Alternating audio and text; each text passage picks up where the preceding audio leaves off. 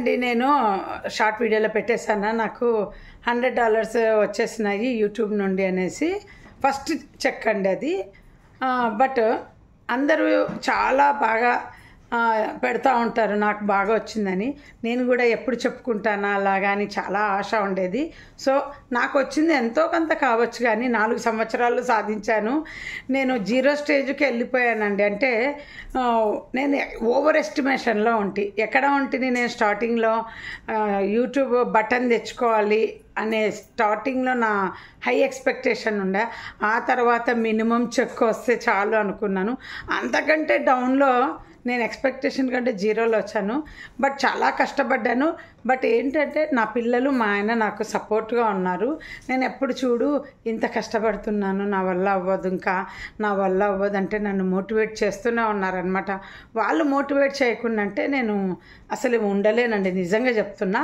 మనకు మనం మోటివేట్ చేసుకొని యూట్యూబ్లో ఉండడం కష్టం మన వెనకాల ఎవరో ఒకరు మనల్ని మోటివేట్ చేస్తుంటేనే నిలబడగలము ఎందుకంటే ఒక ప్లాట్ఫాము పబ్లిక్ అనే ప్లాట్ఫామ్ ఇది యూట్యూబ్ దీంట్లోకి వచ్చేసినాం దీంట్లో డ్రాప్ అయినామంటే రీజన్స్ చెప్పుకోవాలి మన సర్కిల్లో పబ్లిక్కి చెప్పుకోకపోయినా పర్వాలే కానీ మన సరౌండింగ్స్లో చెప్పుకోవాలి అబద్ధం చెప్పుకోవాలి లేదా ఇంకేదైనా చెప్పుకోవాలి నాకు ఆ సిచ్యువేషన్ లేదు నేను చాలా సంతోషం ఎందుకంటే అమౌంట్ సంపాదిస్తున్నానా లేదా అనేది పక్కన పెడితే నేను ఒక్కొక్క అడుగు ముందుకు తాబేలు వెళ్ళినట్టు ఒక్కొక్క అడుగు వేసుకుంటూ పోతున్నా ఎక్కడ గొంగలు అక్కడనే లేకుండా బట్ యూట్యూబ్ అనేది అందరికీ ఈజీ కాదు అది నేను చెప్తున్నాను ఈజీ అని చెప్పేవాళ్ళు చాలామంది ఉన్నారు ఈజీ కాదని చెప్పేవాళ్ళు తక్కువ మంది ఉండింటారు అందులో నేను ఉన్నానండి బట్ ఏదేమైనా పైసా కూడబెట్టుకొని సంపాదించుకున్నాను నన్ను ఇష్టపడే పర్సన్ల జల్లెడబట్టి తీసుకున్నాను నేను అన్నట్టు ఉంది నన్ను ఎవరెవరో ఎక్కడెక్కడో మూలలా ఉన్న వాళ్ళందరూ నన్ను ఇష్టపడుతున్నారు 15,000 మంది సబ్స్క్రైబర్లు ఉన్నారంటే మామూలు విషయం కాదు కదా మా పిల్లల్ని అడుగుతా నీకు ఎంతమంది ఫ్రెండ్స్ ఉన్నారు అని నాకు ఇంతమంది ఉన్నారు చూడు అని చెప్తాను పబ్లిక్లో చాలా హ్యాపీ అండి నన్ను సబ్స్క్రైబ్ చేసుకోమని తక్కువ సార్లు అడిగాను కానీ నా వీడియోస్ నేను ఎక్స్పెక్ట్ చేయనివన్నీ సబ్స్క్రైబ్ చేసుకొని నన్ను అందరూ చాలా ఆదరిస్తున్నారు నన్ను ఇష్టపడే పాపం చాలామంది సబ్స్క్రైబర్లు నా వీడియోస్ రన్ అవ్వాలనేసి మేము రన్ చేస్తున్నామని చెప్పారు రెగ్యులర్గా అలా ఒక 4-5 ఉన్నారు నాకు ఎందుకంటే కంటిన్యూ వాళ్ళు కామెంట్ పెట్టకపోయినా ఎప్పుడో ఒక రోజు పెట్టిన రోజే నాకు తెలుస్తుంటుంది వీళ్ళు మేము చూస్తున్నాము అని నాకు ఒక భగవంతుడు ఇండికేషన్ ఇస్తుంటాడనమాట ఉన్నారు నిన్ను అభిమానించే వాళ్ళు అనేసి మా పిల్లలకు థ్యాంక్స్ మా ఆయనకు స్పెషల్ థ్యాంక్స్ ఎన్ని ట్రైపాడ్లు అయిపోగొట్టానంటే నాకు యూట్యూబ్లో ఫస్ట్ వచ్చిన మనీ ఎంత వచ్చిందో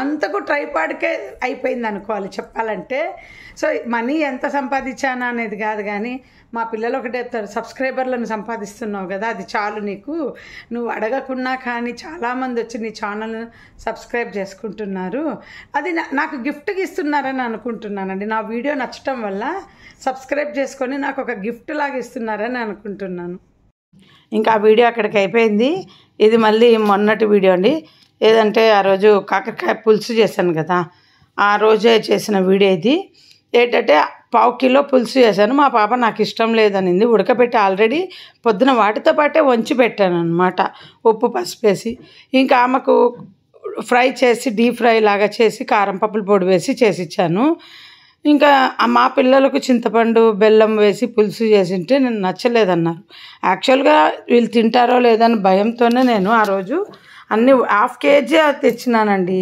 ఇదే నాకు వచ్చిన ప్రాబ్లం 1/2 కేజీ తెస్తే ఖర్చు సరిగా అవ్వదు ఇంట్లో కూరగాయలు 1/4 కిలో తెచ్చిందో సరిపోదు అదే మా ఆయన ఎప్పుడు కూడా కూరగాయలు మార్కెట్కి వెళ్తే ఏదన్నా 1/4 కిలో సరిపోదంటే ఉన్నంత తింటారు పచ్చడి వేసుకొని తింటారు అని చెప్తుంటానండి నాకు భలే కోపం మా ఇంట్లో క్వాంటిటీ ఎక్కువ వండితే ఖర్చు కాదు ఇది చూడండి ఆ రోజు అంత పులుసు చేసింటే మొత్తం నా తల స్నానం చేయాల్సి వచ్చేది సో ఇలా ఈ 1/4 కిలో మొత్తం మా పాపే తినింది కొంచెం మా ఆయన తిన్నారండి వాళ్ళకి నచ్చినట్టు చేస్తేనే అంత కర్రీ అయిపోగొడతారు నాకేమో కొన్ని ఫ్రైస్ అవి తింటాను కానీ బాయిల్డ్ కర్రీలు నెక్స్ట్ డే ఫ్రిడ్జ్లో పెట్టుకొని తినమంటే నేను తినను నాకు పప్పు కూడా ఫ్రిడ్జ్లో పెట్టుకొని తినడం ఇష్టం ఉండదు మా ఇంట్లో వాళ్ళు ఇంకా వాళ్ళందరూ తింటుంటే తినాలని నేను తింటాను కానీ నాకు చిన్నప్పటి నుండి మా అమ్మ వాళ్ళ ఇంట్లో ఫ్రిడ్జ్లో పెట్టుకొని తినే అలవాట్లేదు బట్ రోటి పచ్చడి ఇష్టం అండి నాకు రోటి పచ్చడి నేను చేసుకున్న పప్పు చారు అదే గ్రేవీ కర్రీస్ ఇష్టము. బట్ ఆ బాయిల్డ్ చేసి మన కర్రీస్ ఉంటాయి చూడు, ఎందుకో కానీ పప్పు అస్సలు తినబుద్ధి కాదండి. మా వాళ్ళు తింటారు కనుక పెడతాను, కానీ నాకు ఇష్టం ఉండదు. బట్ ఇంకా తప్పదు కదా, ఇంట్లో అందరు తింటుంటే మనం కూడా తినాలి. అన్నము అది కూడా వేడి చేసుకొని తింటాను కానీ బాగా, బట్ ఇది మాత్రం తిననండి. ఇంకా నేను ఇంకా డ్రెస్సింగ్ టేబుల్ కొనాలి అనుకున్నాను వచ్చిన మనీతో. ఇంకా మార్కెట్కి వెళ్ళాలి. 8,000కి ఏం రాదు, బట్ ఇంకొంచెం వేసుకొని కొనాలి. నేను ఇంకా మా పాప గోల్డ్ కొనుక్కంటే, ఎందుకే ఎప్పుడు గోల్డ్ కొనుక్కుంటావు, గోల్డ్ నేను చేసుకోవాలి, నేను ఏమొస్తుంది ఆ గోల్డ్ కంటే ఇంకొంచెం వేసుకొని కొనుక్కో అంటుంది. ఎందుకంటే ఆ మాట చెప్పింది. నేను అడిగిన మా పాపను, వడలు చేస్తున్నా చూడండి, ఇవన్నీ మసాలా వడలు ఆ రోజు రుబ్బాను కదా, ఆ చెయ్యి చూసారా అంతే తిరిగేది, అది ఫుల్గా తిరిగేది కాదు నాది, ఇప్పుడు కూడా ఇంకా తిరగదు నా చేతికి. అట్లా చెయ్యి చూడండి, ఎడమ చెయ్యి అంతే సైడ్కే తిరుగుతుంది. ఇలా ఫుల్ తీర్థం ప్రసాదాలకు చెయ్యి చెప్తాను చూడండి, అట్లా ఫుల్ తిరగదు. ఆ పెయిన్ ఉంది కదా, అదే డాక్టర్ అయితే ఇంకా చెప్పింది ఆర్థరైటిస్ అనే చెప్పినాడు. కానీ ఒకటే ఆయన ఏం చెప్పినాడంటే 70 ఏళ్ళకు రావాల్సినది నీకు ఇప్పుడే వచ్చింది కనుక నేను తగ్గించేస్తానన్నాడు. ఇప్పుడైతే నాకు 50% నొప్పి మొత్తం తగ్గిపోయిందండి. ఇంకా ఉంది మిగిలిన 50%. బట్ ఎడమ చేత్తో గిన్నె కూడా ఎత్తలేకపోతుంటే ఇప్పుడు ఎత్తగలుగుతున్నాను. సో ఇంకా ఇట్లా సాక్స్లో అవి పిండటము, నానబెట్టినవి అన్నీ చేయగలుగుతున్నా. ఆ మసాలా వడైతే నేను, మా ఆయన, మా పెద్ద పాప ముగ్గురం కలిసి తినేసినామండి అందరు. అది ఇంకా చిన్న పాప అయితే లేదు, యాక్చువల్గా చిన్న పాప ఫ్రెండ్తో గోవాకి వెళ్ళి ఉందన్నమాట, వచ్చేసిందిలేండి. వాళ్ళిద్దరు వెళ్ళొచ్చారు కాలేజ్ తరపున అండి. కాలేజ్లో రెగ్యులర్గా ట్రిప్స్ వేస్తూ ఉంటారు. సో ఇంకా నాకు చెప్పకుండా వీళ్ళు దాచిపెట్టిండ్రి గోవా ట్రిప్పు వేసినారు అనేసి. నేనే అరిచి పంపించినాను. ఇంకా ఆ విషయాలు మళ్ళీ చెప్తలేండి. ఇంకా ఏముంది, వడలు వేసుకొని తిన్నాము. ఇది శుక్రవారం తిన్నామండి మొత్తం. ఇంకా బట్ ఇంకా రాత్రి అయితే ఏం తినలేదండి, మసాలా వడలు తినేసినాం అంతే. ఇలాగే ఉంటుందండి మా ఇంట్లో. సాయంత్రము వడలు బజ్జీలు ఏమన్నా వేస్తే ఇంకా రాత్రి అన్నం తినమన్నమాట. ఇంకా వేడి మాకు 49 degrees 48 degreesలో నడుస్తుంది. చాలా వేడి ఉంది అంటుంది మా పాప. ఇంకా తగ్గదంట. రెడ్ అలర్ట్ పెట్టినారు ఒకరోజు ఢిల్లీలో అయితే. ఏకంగా ఎంత వేడి ఉందండి, అసలు పని చేయడానికే చేత కావట్లేదు. అట్లా కూర్చోబుద్ధి అవుతా ఉంది అసలు. మాకు ఇంకా చలికాలం గుర్తు చేస్తే, చిన్నది చలికాలం గుర్తు చేద్దామా, డిప్రెషన్ వస్తుంది ఆ చలికాలము, డల్గా ఉంటుంది అంతా మైండ్.